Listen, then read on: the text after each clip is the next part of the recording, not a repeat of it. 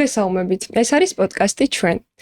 ჩვენი ეპიზოდები იწერება პოდკასტ არეაში. დღეს განსაკუთრებული სტუმარი მყავს დათუნა სულიკაშვილი, დიზაინერი, რომელმაც სულ რამდენიმე დღეა საპატიმრო დატოვა 6 თვიანი თავისუფლების აღკვეთის შემდეგ. დათუნა, ძალიან დიდი მადლობა, რომ ამ ძვირფას დროს ატარებ ჩვენთან ერთად პირველივე თავისუფლების დღეებს. დათუნა, თუ შეგიძლია, მინდა რომ გავიხსენოთ 9 დეკემბერი, ის დღე, როდესაც შენ დაგაკავეს და მინდა ვთქვა და გავიხსენო, რომ ეს ამბავი იყო ძალიან მოულოდნელი, იმიტომ რომ სიახლეებში ვირუსულად გავრცელდა, ყველა თავის აზრს წერდა, გაოცებული იყო ხალხი, თან ის კიდევ უფრო შოკის მომგვრელი იყო, რომ წავიკითხეთ, რომ გემუქრებოდა 8-დან 20-მდე, ან საერთოდ უვადო პატიმრობა. მინდა რომ მომიყვა შენი განცდები, თან ვიცი რომ მეგობარი გადაარჩინე და ეს არავინ არ იცის, მე მგონი ალბათ ახლო წრის გარდა. შეგიძლია რომ მოგვიყვე ამ დღის შესახებ? როდესაც დაგვაკავეს და როდესაც აღმოაჩინეს ეს რაღაც ნივთიერება მანქანაში, არც მე არ მქონია და არც ჩემს მეგობარს, რატომაც ზეგდო მანქანაში. გადაწყვეტა რომ ჩემს თავზე ამეღო, რადგან ჩემს მეგობარს ჰქონდა პირობითი 6 წელი. და ცოტა პოლიციელმა შემოთავაზა რომ ის რო დავაკავო, მას 12 წელს მივიჟიანო და რაღაცა გამოვიდოდა რომ მე ცუდად მოვიქცეოდი. და რა თქმა უნდა ეს არ გავაკეთე, ჩემ თავზე ავიღე. რაც მე ცოტა ვინარე, მაგრამ ესე მოხდა. სუდად მახსოვს ეგ დღე ძალიან, მაგრამ იცი რა, არც ვიცი რა უნდა მოყვა მაგ დღეზე, იმიტომ რომ რაღაც სულ დღე დავივიწყო რაღაც, იმიტომ რომ იმდენ ძიმე და იმდენ ჩავი იყო ეგ დღე, მაგ დღეს რაღაცა სულ რაღაცებს შემეთქვა მაგ დღეს, რაღაც იქ დავაგვენა, სულ რაღაც ცუდი ხდებოდა მაგ დღეს, თითქოს გული მიგზნოდა რომ რაღაც ცუდი უნდა მომხდარიყო. მაგრამ არა უშავს, ეს შეიძლება ყოველი მეორე დღეს გახდეს იგივე მსხვერპლის წინაშე, იგივე მსხვერპლი. და ის ხალხი რასაც წერდა, ხალხი რასაც კომენტარებს აკეთებდა, ეს ზოგი მაინტერესებდა, ზოგი არ მაინტერესებდა, მაგრამ ეს არის პატარა ქალაქების ჩვევა, რომ ეს რაღაცა ერთმანეთს ვიღაც ადამიანს წაექცევდა და აქცევს ყველა უტყავდაოთ რაღაც ესე არის. მე იყო მოსაზრებები რაღაც ისულელებს წერდნენ კიდე რაღაცა უაზრობებს, ეს გაუნათლებლობის გამოხდებოდა ეს რაღაცები. მე არ იცოდნენ ახალი კანონმდებლობის წესები რაღაცები როგორც იყო და ხალხს მართლა ეგონა რომ მე განსაკუთრებული დიდი რაოდენობა მქონდა. სინამდვილეში კიდე იყო 1 გრამი ალბათ მოგეხსენებათ, ხო რასაც მე დავებოდნენ რა თქმა უნდა ის პოლიცია. შენმა ადვოკატმას განმარტა თავიდანვე რომ კანონში როგორც არის იქ აი კანონის ენით ასე ვთქვათ ეს ტერმინოლოგია ხო 0.3-ის ზევით უკვე განსაკუთრებული დიდი რაოდენობა, რადგან გამკაცრეს წესები და კანონები. და ადამიანები ამ დროს აღიქვამენ რომ შეიძლება მართლა დიდი რაოდენობა. მაშინ იმიტომ რომ ხალხი ფიქრობს მართლა შენ რაღაც განსაკუთრებული დიდი რაოდენობა ნახე, განსაკუთრებული დიდი რაოდენობა. ფიქრობ რომ ძალიან ბევრი არის რაღაცები და სინამდვილეში 0.4 ითვლება განსაკუთრებული დიდი რაოდენობად. ახალი კანონმდებლობით. ამიტომ მე არ ბრაზდები ხალხს, იმიტომ რომ მეც შეიძლება ესე მეფიქრა, სხვაზე რომ მომესმინა მსგავსი სიტუაცია ხვდებით? ხო. და ამიტომ არ ბრაზდები ხალხს. დათუნა, თან ვიცი რომ წლების განმავლობაში ძალიან მკაფიო დამოკიდებულება გქონდა ეს ნარკოტიკების გასაღებაზე და ძალიან უარყოფითად და ძალიან მიუღებელი იყო შენთვის პრინციპულად ხო ეს ყველაფერი. ხო და აი როცა შენი დაკავების შესახებ ინფორმაცია გავრცელდა და საზოგადოებაში სხვადასხვა ინტერპრეტაციას გაჩნდა ზუსტად აი ამ ტერმინის ცოტა გაუგებრობის ამბავში ხო? რამდენად გაწუხებდა ის რომ ადამიანების ნაწილს შეიძლებოდა შენთვის ისეთი იარლიყი მოეწებებინა რომელიც არ გეკუთვნოდა რეალურად. ესეთი რაღაცაა ეს, რომ რაც ყველა ხალხშენზე ვერ იტყვის ვერასოდეს. შეიძლება ერთჯერადაც ვიღაცამ რაღაც იფიქროს, ეგეც იმიტომ რომ ფიქრობ, რომ ეს არასწორად მიწოდებული ინფორმაციის გამო შეიძლება ესე მოხდეს, თუმცა ვიღაცა ჩემს რას ფიქრობს, ნამდვილად არ მაინტერესებს. თავარი მე ვინ ვარ და მე ვიყო მართალი ჩემ თავთან, თორე ეხლა ვიღაცა სადღაც იქ რაღაცა რას იტყვის, ეს ნამდვილად არ მაინტერესებს. და აუცილებლად იტყვის ყოველთვის, იმიტომ რომ ჩვენი სცენი არის, ქართველების სცენი არის, რომ ერთმანეთი სულ რაღაცა ცუდი რაღაცა ლამაზი ხარ ხო რაღაც არა რაღაც რა უშნო მხარი აქვს რაღაც სულ ეს დამოკიდებულება გვაქვს რომ ისკენ რომ ხო ლამაზია დაეთან არა სულ ეძებ ცუდ და სულ რაღაცა ჩვენთან მოწონს საქართველოში ხალხს რომ ცუდად ყოფნა უფრო ახარებ თქვენი შენი და მაშინ უფრო უყვარხარ და მაშინ უფრო შენს გვერდით არის ვიდრე როცა რაღაცა კარგად ხარ და ბედნიერი ხარ და წარმატებული ხარ. ის ჩამრჩა ძალიან რომ შენი მეგობრის გადასარჩენად ასე ვთქვათ შენ თავზე აიღე ხო ეს თუ არ არის მარტივი და ეს არ არის საუბარი რამდენიმე დღეზე ან თვეზე ხო მაშინ რეალურად იცოდი რომ ბევრად მეტი გემუქრებოდა აი რას ფიქრობდი ამ მომენტში მაგ მომენტში და ჩემ თავზე ავიღე და პატულმა დამარწმუნა რომ ჩემ თავზე უნდა ამეღო მპირდებოდა იგი რომ ხვალა თუ არა ზეგო 5000 ლარი ჯარიმი და 3 წელი პირობით გარეთ იქნებიო და ნუ კარგი მეთქი არ არის პრობლემა თქო დავდახდი ამ ისტორიას რა და მე უკვე მომდის იმიტომ რომ იქ რაღაც ახალი კანონმდებლობა ხო არის ანუ 0.9-მდე თუ არის ეს რაღაც ესეთი ის არის მაშინ გეხება ეგ კანონი და თუ 1 გრამია უკვე მაშინ უკვე განსაკუთრებით დიდ რაოდენობა თითრება ისედაც განსაკუთრებით რაოდენობა თითრება 0.9-ით მაგრამ უკვე მე სხვა კანონები ანუ 8-დან 20 წლამდე ან ულვადო მაგრამ პირველი სასამართლოზე მახსოვს შემოგთავაზე 3 წელი მე რაზეც არ დამთავრდი რა თქმა უნდა.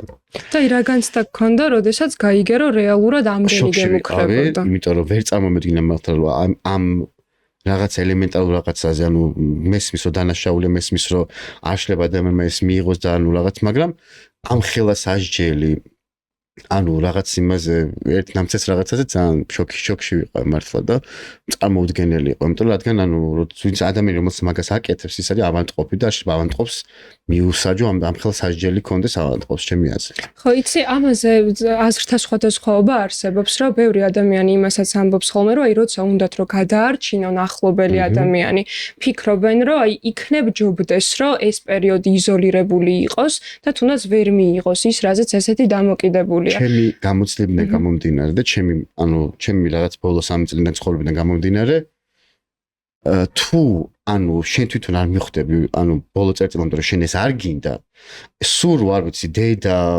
მეგობრები წივილი კივილი და ანუ დაპატიმრება ციხეში ჩასმა კლინიკებში სიარული სისულელი არ ყველაფერი ეს თვითონ ადამიანი და მეგობრებს ეს მას აღარ ჭირდება თორე სანამ ის ფიქრობს რომ ეს ჭირდება და მას უნდა რომ ეს გააკეთოს ის ყოველთვის გააკეთებს ამას რომ ქრისტე ჩამოვიდეს და თხოვს რომ არ გააკეთო ანუ ეს მეთოდი არ ჭრის ეს მეთოდი რომ ჩავსვა ციხეში და ეს იქ ნახოს ციხე რა არის და რო გამომელე მიხვდა არ არსებობს ანუ მე ძალიან ბევრი ვიცი რომ გამოსულა ციხიდან და იმ დღესვე გაუკეთებია ანუ არის ეს მოსაზრება და ეს თეორია რომ თქვა ახლა ციხეში ჩასვავ და ცოცხალი მაინც იქნება და ციხეში იყოს ეს მოსაზრება ფიქრობ რომ არასწორია ჩემი აზრით. ხო.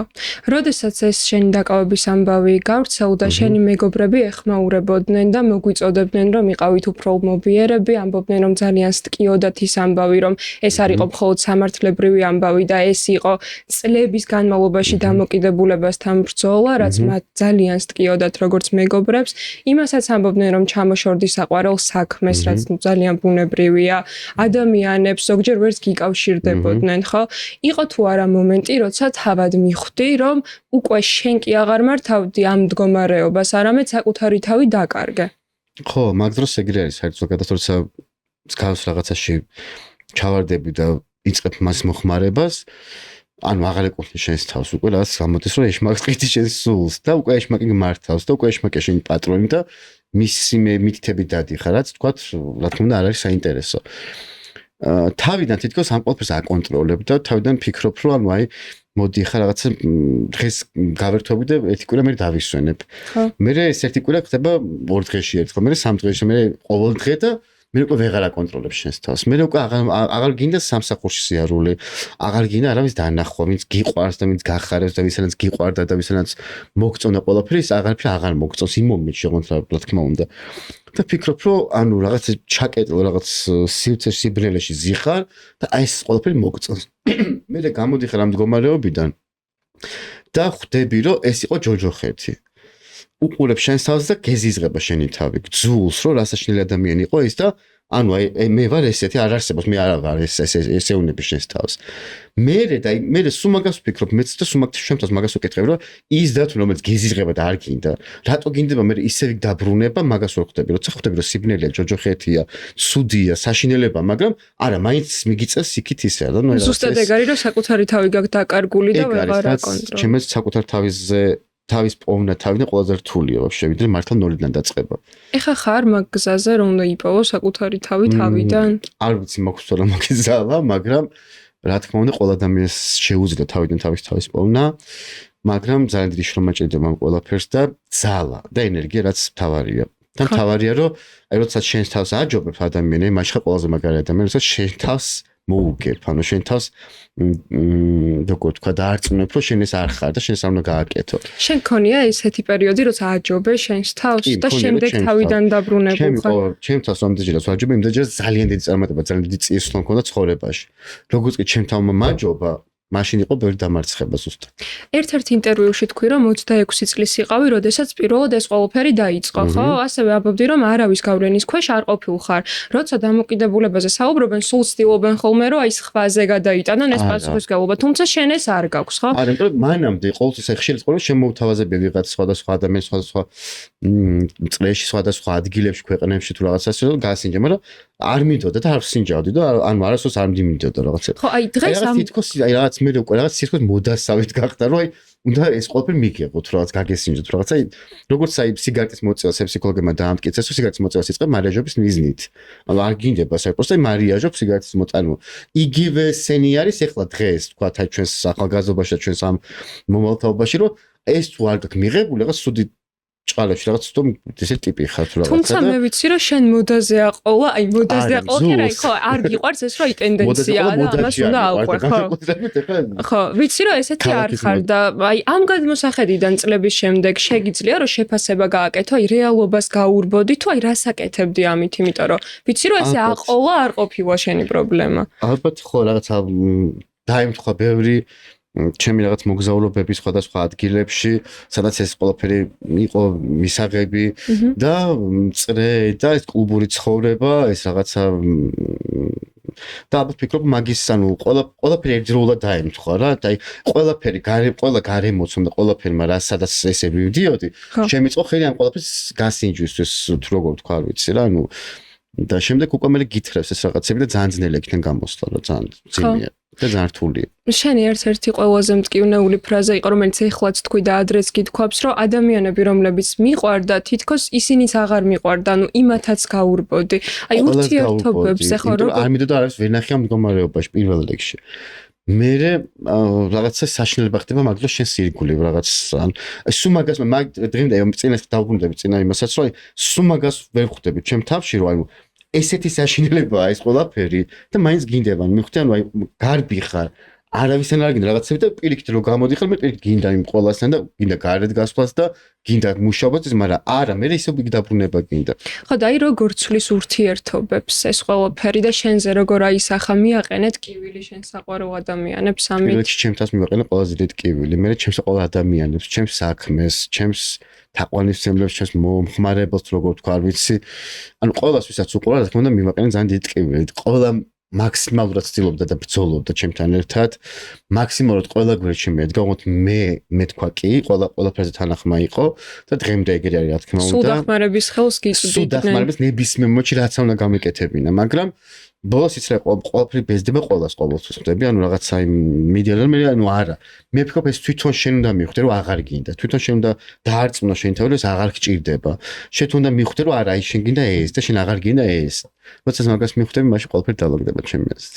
დედაზე მინდა კითხო, გითქვამს არაერთხელ რომ ძალიან ვანერვიულეო და მას ვერც კი წარმოედგინა რომ მე შეიძლებოდა რაიმე მსგავსი გამეკეთებინა. კი, თუ თავი რომ მოუყვა ეს ჩემს რა ეს რაღაც მე მგონი რაღაც მაიმუნობს რაღაცებს, ანუ აი შოქში იყო და დაიცინოდა რომ ვერ წარმოედგინა, იმიტომ რომ ანუ აი რაღაც მე და ნარკოტიკი რაღაც ძალიან შორს იყო ერთმანეთისგან და მე სამწუხაროდ დაიჭერა რომ პრობლემის წინაშე დავდექი მე თვითონ და მაგით. აი ეს პერიოდი დედამ როგორ გადაიტანა შენთან ერთად? და რა თქმა უნდა ყველა მშობელი როგორც განიცდის შვილის ესე ვერ განიცდის რა თქმა უნდა. და რა ვიცი სულ ბრძოლობდა ამისთვის რომ მე თქვა რაღაც კლინიკა რა ხანსად მატარებდა რაღაცები, მაგრამ აი მაინც სულ ბრძოლა ქონდა რა, ანუ ვიწყებდი ბრძოლას და მარცხდებოდი. ვიწყებდი ბრძოლას და ისევ მარცხდებოდი და ნუ ეს ბრძოლაში გადის პერიოდი მე. ხო. სამწუხაროდ. და თუნა როცა ადამიანი მარტო რჩება საკუთარ თავთან და ალბათ ისე მარტო არასდროს არ დარჩენილ ხარ როგორც საკანში, ხო? იყო ერთი კონკრეტული დღე, ან ადამიანი, ან რაიმე მომენტი მოგონება, რომელიც სულ მოდიოდა ხოლმე შენთან აი ამ ფიქრებში, იმიტომ რომ ისიც გითქვამს, რომ მთელი ცხოვრებაო მეტი არაფერი რო აღარ მოხდესო, მეყოფაო, აი იმდენი დღესასწაული მოხდა ჩემს ცხოვრებაშიო. აი იქ ყველაზე ხშირად რაზე ფიქრობდი? იმდენი რაღაც მოხდა რა ჩემს ცხოვრებაში მართლა იმდღენი რომ სულ რომ მართლა გაჩერდეს აღარაფერი აღარ მოხდეს ამის მერე მართლა ის მეყოფა მოგონებებად იმდენი იყო რომ მართლა მეყოფა ეს ყველაფერი ნებისმიერი ჩემი ჩვენება იქნება თუ რაღაც ნებისმიერი რაღაცა რაც მახსენდებოდა მოგონებები არა სულ მახსენდებოდა დაკავება მართლა ანუ ეს დღე იყო შენთვის. სამძიმე იყო.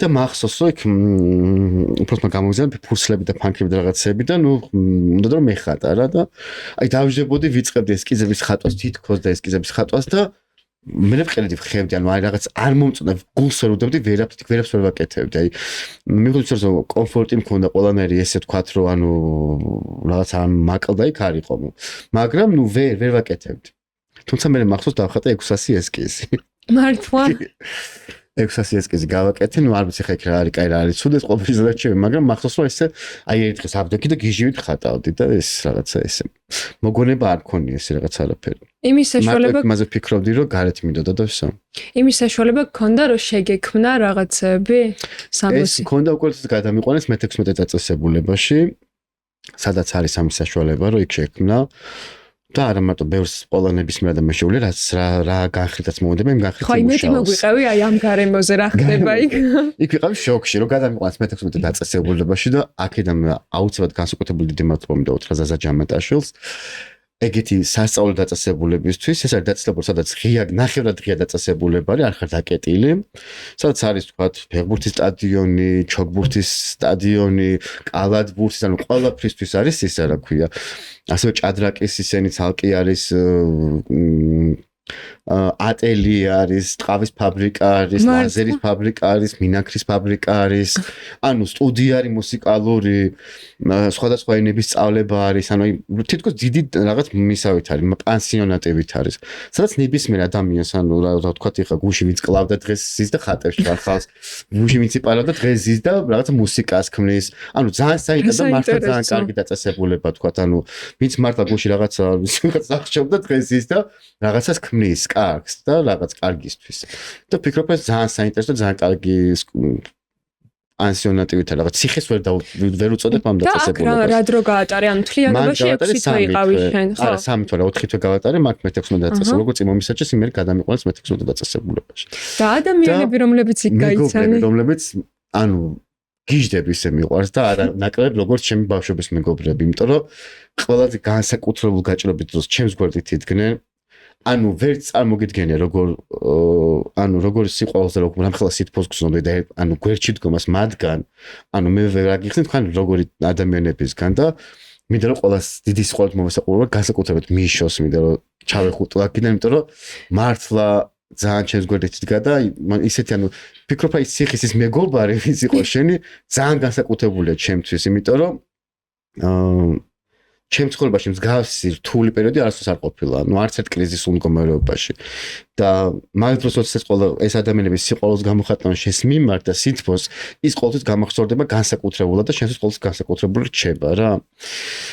და მინდა რომ ყველა თითოეულ მათგანს მოვხატო მადლობა არ მინდა ხა ჩამოვთვალყოს და მის შორის იმიტომ მასთან ცხოვრობდი და მინდა რომ მას ესე რაღაც აქედან დიდი სიყვარული გამოხატო მის მიმართ და განსაკუთრებულად ყველასთვის დანარჩენებისთვის მიხვდებიან ვინებიც არიან ესენი და იცი რა ეს რაღაც იქ იყო ეს რაღაც ერთგულება იყო იქ რაღაც ერთმანეთში გვერდში დგომა განცდაც დარდიც სიხარულიც ღიმილიც ყველაფერი ერთად იყო და ეს ძალიან დასამახსოვრებელი ალბათ სიცოცხლის ბოლომდე მემახსოვრება ეს ერთგულება და ეს სიყვარული შეგიძლია რამე ისტორია თუ გახსენდები ხამ ადამიანებზე ძალიან დამაინტერესა. აი ვინმეზე რომ რამე მოგვიყვე თუ შეგიძლია ამის გამხევა მათზე რამე ისტორია. აი რაზეც შენ იყავი შთაბეჭდილების ქვეშ რა რაღაცა თუ ქონდათ რაიმე ისეთი ისტორია რის გამოც მაგალითად იჯდნენ და მე აი გამოსწორდნენ რა აი რამე გამხევა თუ შეგიძლია რაღაცას. არა, ხოთა შორის ვინც მეგობრობდი ყველაზე რაღაცა სისულელის გამო. ხო, აი ეს მაინტერესებდა. ანუ ჩემ თემთან თუნდაც ის არ აღიარებს და მაგალითად ანუ მაგრამ მიუსაჯეს ძალიან ბევრი. იმიტომ რომ არ აღიარებს ამ დანაშაულს, იმიტომ რომ რადგან თვითონ არ ჩაუდენი ეს დანაშაული და რა თქმა უნდა ძნელია რაც არ ჩაგიდენი ის აღიარო. ხო. აი მე მახსოვს ჩემი მაგალითად ყველაზე საშუალოდ რაც მახსენდება მაგ პერიოდიდან, როდესაც საპროცესო შეთანხმებაში გაკეთდა, საპროცესო შეთანხმებაზე თუ არ ხარ, თუ არ აღიარებს დანაშაულს, საპროცესო არ გიკეთდება. აჰა.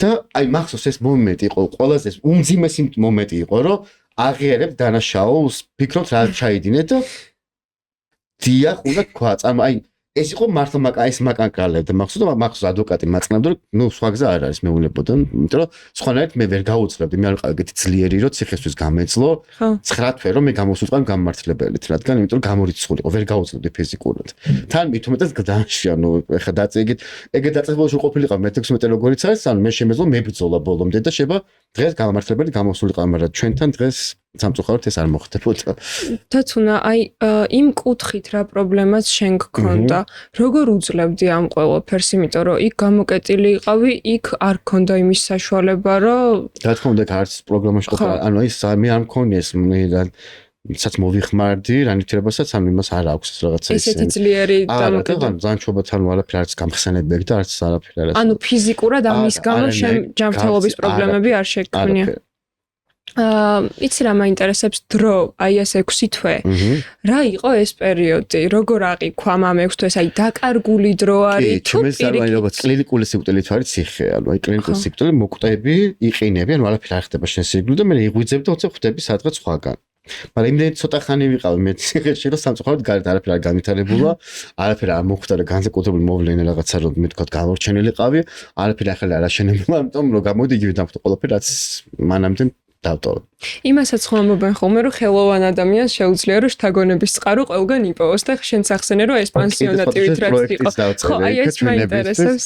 და აუცილებლად მინდა გავაკეთო სამოქალაქო სასამართლოში ჩვენება, თუ დამთეს რა თქმა უნდა ნება და ფიქრობ რომ ძალიან საინტერესო ჩვენება მაქვს მოფიქრებული თავის ფიქრით აზრები და ყველაფრით. და ეს ქარხანა და ატელიე რო ახსენე, იქ აკეთებდი რამეს? კი, იქ ატელიეში მივდიოდი ხოლმე ყოველ რაღაც 3 საათი გაქვს მუშაობის უფლება. ან დღის პირველ ნახევარში და მე დღის მეორე ნახევარში და რომ რაღაცებს ვქმნიდი ხოლმე ვაგზავნდი მე ატელიეში, ასევე ესკიზებთან ერთად რაღაც ნიმუშებს ვაკეთებდი ხოლმე და მე აქ ჩემთან აკეთებდნენ, ანუ აგრძელებდნენ ხოლმე და მე სხვადასხვა შოუმებს დადიოდნენ, მოგზაურობდნენ და ნუ მოკლედ არ გავჩერებულა ყოველ შემთხვევაში. ხო, აი ამის კითხვა მინდა და ხო, აი პროცესი თქვა და ჩემი ისე არ ყოფილა, სულ ხატავდი, მე რაღაცას ვაკეთებდი, ვაგზავნიდი. ნაჭრა შემომიგზავნდნენ რაღაც მულაჟებს და ნიმუშებს ვაკეთებდი, მე გამოვაგზავნდი, ესენი მე კერავდნენ. ანუ ეს მქონდა. აი ფუფუნება მქონდა. შენი ერთი დღე ციხეში რო გაიხსენო, აი როგორი იყო დილას იღვიძებდი, როგორ იღვიძებდი, როდის იღვიძებდი და აი როგორ მიყვებოდი ამ დღის წესრიგს. წარმოუდგენელი. მაგრამ მე რაღაც რეჟიმში 8 საათზე იღვიძებდი და მე 9 საათზე აუცილებელია ეს რომ და გადახვიდე საჭმელად. არის ძალიან ამაზად გაკეთებული. არ მე 16-ს გულის მე არ მძახი ძალიან. სადაც იქ არის ბევრი საჭმელი ირჩევ რაც გინდა იმას იღებ და იმას მიირთმე. ანუ თუ გინდა არ მიირთმებ და კიდე მარკეტესაც ყიდულობ რაც გინდა და იმას და მე გადმოდიხარ და მე 11-ის ნახევარზე უკვე იხსნება ეს სასწავლო არის, სადაც სასწავლოს ეძახიან ამ დაწესს ამ კორპუსს, სადაც გადადიხარ და გინდა მუსიკას ქმნი, გინდა ატელიეში კერავ, გინდა წყალზე მუშაობ, გინდა მინანქარზე მუშაობ, რასაც გინდა სწავლობ რამელიმე ენას, გინდა ბიბლიოთეკაში დიხარ წიგნებს კითხულობ, ანუ ბევრი რაღაცები რაც შეგიძლია გააკეთო. მე გადმოდიხარ ესე უკან, ისე უნდა ჭამო 2 საათზე აუცილებელია, იმიტომ რომ მათთვის რაღაცა დაწესებულების კანონებია, რომ პატიმარი უნდა იყოს, თქვათ, კვებით დაკმაყოფილებული. და მე ისე გადადიხარ ისე იმას თუ არ გინდა შეგა არ გადახვიდე წახვიდე სპორტი ითამაშო, თქვათ, ჩოგბურთი ითამაშო, ფეხბურთი ითამაშო, კალათბურთი, რაც მოგინდება. ანუ ეს აქტივობები იყო შენს დღის წესრიგში. როგორ აისახა იქ ყოფნა შენს მენტალურ ჯანმრთელობაზე, ეს მაინტერესებს, იმიტომ რომ ვიცი რომ ადრე რაღაც მიდრეკილებები გქონდა ცოტა ფობიებისკენ, ხო? ხო იყო ეს მომენტი. აი იქ რაღაცები იყო, რამაც შენში ეს გამოიწვია ან პანიკური შეტევების ფოთვები. არა, სხვადასხვა ძალიან უშიშარი ვიყავი მაგ ხრივ, ანუ არ მეშინოდა აი პოლიცია რაღაც არ ვაფშე არ მქონდა ეგ შიში რაღაცების რა. მაგრამ აი პროსტა ის პერიოდი მახსოვს, რომ რაღაცა ერთ მომენტი იყო ის რომ გამოსულიყავი მალე და აი ეს ლოდინი, რომ აი დღეს ხვალ. აი დრო როგორ გადის? იწელება. ანუ გონია დრო ვაფშე არ გადის. ანუ დრო საათი გაჩერდება და აი გონია რომ დრო აღარ არც ხანდება და არც თენდება. სულ გონია რომ ერთი ის არის რაღაც ერთი საათია რა. მიუხედავად იმისა, რომ ამდენი აქტივობაც შეიძლება არა, მაინც რაღაცნაირი აურა რაღაცნაირი ხვდები ციხე უკვე ეს მარტო მაღალართები შემოხმეული რაღაც მიუხედავად მაინც დიდი ტერიტორიისა, მაინც გაქე შეგზნება რაღაც იმისი რა სიჩუმე სიწყნარეა რაღაც მარტო ჩიტების ხმები გესმის და ეს რაღაცა და ეს ამდენი პატიმრის აურა და რაღაცა ეს დარდი და რაღაც ხმებს მძიმეა ჩემი. ახალ წელს იქ შეხვდი? ახალ წელს იქ შეხვდი. როგორია იქ შეხვედრა? ახალ წელი ჩემს საყვარელ დღესასწაულებში. ჩემ დაბადებაზე მეტად მიყვარს ახალი წელი. მაგრამ ნუ პირველი ახალი წელი ყოველთვის გავატარე ჯოჯოხეთში ჩემი ესეთი. აი სულ მაინტერესებს ხოლმე ის ადამიანები, რომლებიც და მინდოდა დამეძე და ვერ დავიწყე 12-ად ეს ფეივერკები რაღაც იყო რაღაც ძალიან სევდიანი ფეივერკები და სიმხიარული და ეს რაღაცა გარეთ ყველა რო ბედნიერია მაგ დღეს განურჩევლად პრობლემებისა ოჯახი ყველა ბედნიერია მაგ დღეს იქ რაღაცა ეს ყველაფერი იყო ძალიან სევდიანი და ძალიან ცუდი. ხო, ეს იცი რატო კითხე, აი სულ მეფიქრება ხოლმე შენ კიდევ არ გქონდა ხო ამდენი ვადა მისჯილი, თუმცა იმ ადამიანებს რომლებსაც აი წლები აქვთ ან უბადო, მაინტერესებს მათთვის რა განცდა არის ხოლმე აი ეს ახალი წლის შეხვედრა, იმიტომ რომ ალბათ ძალიან რო იცვლება ეს, რა იცვლება მათთვის. მაგას ვფიქრობ, რომ ამდენი წელი როგორ შეიძლება ადამიანმა გაატაროს ციხეში, ანუ როგორ უნდა დააშავებით რაღაცა რომ გამოგიწოს ციხეში ამდენი ხანი ყოფნა ვერ ხვდები. მაგრამ ნუ სამწუხაროდ ესია ხომ ხდება ხოლმე. ხო, და თუნდაც შენ ახსენე ესკიზების შექმნა და ეს ერთგვარი თერაპიაა ხო შენთვის და საყვარელი საქმეა. მაინტერესებს იმ პატარა დათუნას რას ეტყოდი, რომელმაც პირველი ესკიზი გაყიდა, ხუთვარად გაყიდა ხა, როცა არავინ არ გიცნობდა, მაგრამ ეს ხუთი ვარიც მაშინ ხო ბევრს ნიშნავს, იმიტომ რომ შენ პირველი მიღწევა. მე პალტო გავაკეთე, რომელიც 25 ლარი. მაგას თუ გაგიჟებული ვიყავი და ეგ ძალიან მიხაოდა, რაღაც ეგ მახსოვს, აი დასაწყისი იყო აკადემიის პერიოდში, რომ არ ვიცი რას ვეტყოდი სხვათა შორის, ანუ ვერ ხვდები რა შეიძლება მე თქვა, მაგრამ დაფიქრებული ყავი ძალიან რომ რაღაც განსაკუთრებულს ვეტყოდი, მაგრამ რას ვეტყოდი ვერ ხვდები. და სხვანაირი ბავშვი იყავი ხო ძალიან სიმღერითაც იყავი დაკავ გალობდი კიდეც როგორც ვიცი ხო ანუ მორწმუნე ანუ ყველაფერი რაღაც მაგრამ ისე მე რაღაცა ვცდები თუ რაღაცა არ ხდება შენ ცხოვრებაში ამ დროს ანუ როცა ხვდები რომ რაღაც ხაპული ცხოვრება გაქვს ჭყრიალა ძალიან ჯადოსნური და ძალიან ლამაზი რა ესე თქვა ჩემი სფერო ესეთია და მე უცებ რაღაცა რაღაც არ ვიცი რა ხდება ეს არის მე მგონი დამოკიდებული ადამიანების ყველა ადამიანს ეგემართება და ბევრი გამოცდილებაც არის ვაფშე თავიდან სიყვარული საიდან მოდის ეს ყველაფრის ხო ბოდეში კიდე უნდა ვახსენო თქვენი ბრალიც არის რომ იმდენად ააფეშენებდნენ ამ ყველაფერს აი ბავშვობაში მახსოვს რომ დაიჭირეს კეით მოსი ნარკოტიკის ქვეშ დაიჭირეს ვიტნი ჰიუსტონი ნარკოტიკის ქვეშ დაიჭირეს ჯორჯ მაიკლი ნარკოტიკის ქვეშ ჩემი საყვარელი ხალხი ანუ დაიჭირეს პრინცი ნარკოტიკის ქვეშ ანუ ის იკონა ხალხი რომელსაც გიჟდები მთელი ბავშვობა და მთელი ცხოვრება აი ნაომი კემბერლი ისეთ და მე რომანტიზებული და ფიქრობ რომ რას ინტერესოა ეს კოკაინი, რას ანუ რა კარგია, ხო? ანუ ჩემი საყვარელი ხალხი მას აკეთებს, ანუ ვიზეთ გიჟდები და მოდი მოსიჯა მეც კაი ტიპი, ანუ მეც რაღაც ხო ხდება, აი ეგ გიჩდება პირველ რიგში პატარაობისას აი რაღაც რო უყურებ მაგას, სულ გიჩნდა მაგის სურვილი და ფიქრობ რომ ეს კაი პონტი, კაი ტიპი ხარ, შენც თუ მაგას აკეთებ რა. იმდენად აფეშენ, იმდენად რომანტიზებული იყო ეს რაღაცა მოწოდება ხალხში ამ მეგა ვარსკვლავების ისტორიები რომ მე შენც ფიქრობ რომ ეს რაღაცა რა თითქოს იმიტომ გამოსდიოდა თუნდაც ვიტნის კარგად სიმღერა რომ აი თუ შეტრიალდებოდა ამას გაკეთდა თუნდაც ჯონ გარიანო და თუნდაც სხვა ბევრ ვარსკვლავს ძალიან დიდი შეცდომა და მე ფიქრობ რომ ანუ ეს რაღაცა უნდა ჩაიხშოს რომ აიყოს ესე რაღაცა გააფეშენებული და გარომანტიზირებული ეს რაღაცა ისტორიები, იმიტომ რომ ყოველთვის ბავშვი ან თუნდაც ვიღაც რომელს ჯერ არა ჩამოყალიბებული თავის გონებით რა უნდა, შეიძლება რაღაც ჩარჩეს და შეიძლება იფიქროს რომ ეს შეიძლება კარგია, იმიტომ რომ მის საყვარელი მსახიობი იქნება თუ მომღერალი თუ დიზაინერი, ამას რო აკეთებს ის იმანაც ჩათვალოს რომ ეს კარგია რომ მანაც გააკეთოს. რწმენა დღეს არის შენს ცხოვრებაში? რა თქმა უნდა. რწმენის გარეშე ალბათ არ არსებობს არაფერი და უბრალოდ იცვლება ცხოვრების წესი ხო? თუნდაც კრიზისი ეს ჩემთვის ხო კრიზისი იყო და კრიზისა გარეშე ადამიანი ხო იდიოტი იქნებოდა ანუ კრიზისი არის ქმნის ადამიანს ჩემი აზრით. და თუნდაც შენი სახელი და გვარი წლების განმავლობაში ჩამოყალიბდა სერიოზულ ბრენდად ხო? და უამრავი ადამიანი სწორედ შენ გაბარებდა ცხოვრების მნიშვნელოვან დღეებს და თარიღებს და ეს ძალიან მნიშვნელოვანია ქორწილი, იუბილე, განსაკუთრებული საღამო, ბანკეტი, მეც ბანკეტზე შენთან შევიკერეკაბა. ეს ხო ძალიან დიდი ნდობაა ხო? რეალურად გქონდა ძალიან წარმატებული ჩვენებები, აღიარება საერთაშორისო წარმატებაც ხო? გახსოვს ის გარდამტეხი მომენტი, როცა პირველად იგრძენი რომ ეს დათუნა სულიკაშვილი უბრალოდ შენი სახელი და გვარი კი აღარ არის, არამედ რეალურად ბრენდია, რომელსაც ამდენი ადამიანი ენდობა. კი, ვიგრძენი, რა თქმა უნდა, ვიგრძენი, ანუ ეგ გადატეხა, ვიგრძენი და მაგრამ ისე არ მიმიღია სერიოზულად რაღაცები და აი მაგას მათ შევცდი რომ ეს არ მივიღე რაღაც შობა თვლიდი რომ ესე ხდება თითქოს რა, ანუ ესე ჩათვალ რომ ეს ხდება. თვლი რომ არაფასებდი სათანადოდ და შეიძლება ამას აკეთებ ძალაუნებრივ ეს ხდება ხოლმე, იმიტომ რომ ეს რაღაც ვიღაცა მოდის, მე ვარსკვლავი იქნება, ლედი გაგა იქნება, თუ შეროსტონი იქნება, თუ ვიღაც იქნება ჩაისთვის, ანუ შენ ფიქრობ რომ ესე უნდა მომხდარიყო, ანუ სინუში არ თვლეს რომ ეს განსაკუთრებული ეს რაღაცა სასწავლე და უნდა მოუფრთხილდა მას და უნდა გაუფრთხილდა, აი რაღაც ამას არ თვლი, იმიტომ რომ ესე ფიქრობ რომ შენ ახლა ამას აკეთებ და შენ ამას აკეთებ იდეალურად აკეთებ. ამას ესე მოყვება თავისთავად, რა თითქოს ესე არის რა, ანუ შენ ფიქრობ ასე, შენ თითქოს რაღაც დაუწერელი კანონი ამ რაღაც შენი საქმიანობის და ხო, და მოგვიანებით ეს არ ხდება, რაღაც ერთეულები და რაღაც ანუ ყოველთვის არ ხდება სინამდვილეში ეს, ანუ რაღაცა შენთვის მოხდა და უნდა დააფასოს, რომ შენთან მოხდა, ხო და მაგლიერი იყო რა თქმა უნდა. და თუნდა მოგვიანებით, როგორც ვახსენეთ, შენს ცხოვრებაში დაწყებულმა პრობლემებმა ძალიან დიდი გავლენა იქონია შენს კარიერაზეც, ხო? და იყვნენ ადამიანები, რომლებიც გულდაწყვეტილები იყვნენ, იმედგაცრუებულები იყვნენ. აი დღეს ამ გამოცდილების შემდეგ არის რამე რისი თქმაც გინდა ამ ადამიანებისთვის, რომლებიც გენდობოდნენ და მერე შეიძლება იმედი გაუცრუვდათ? შეიძლება, მაგრამ იცი მე ვფიქრობ, რომ მაგ ადამიანებთან ანუ ბოდიშს მოხდა სისულელი, ახლა რომ ბოდიშს გიხდით რაღაცას მოხდა, მაგრამ ანუ ავად ვიყავი, ავადმყოფი ვიყავი, ვაღიარებ ამას, ცუდად ვიყავი, ანუ არ ვიყავი ჯანსაღონებაზე და რა თქმა უნდა შეცდომებს თავისთავად ჩავდიოდი. არა მარტო მათთან, არამედ ყველას, ამის კი იყო ჩემს ირგვლივ და რაც კი ხდებოდა ჩემს ირგვლივ. ანუ არ ვიყავი, ანუ სულჭუაზე ასე ვთქვა და შევსეთ ამას მოყვებოდა ეს პრობლემებიც. და შემოწეთ ხდებოდა ეს იმედგაცრუებები სხვებთანაც თქვა იქნება ნებისმიერი კლიენტი იქნებოდა თუ ჩემი ოჯახის წევრი იქნებოდა თუ სხვა მეგობარი ყოველთვის ეს რა თქმა უნდა თან ახლავდა მაგ ყველაფერს. ხო.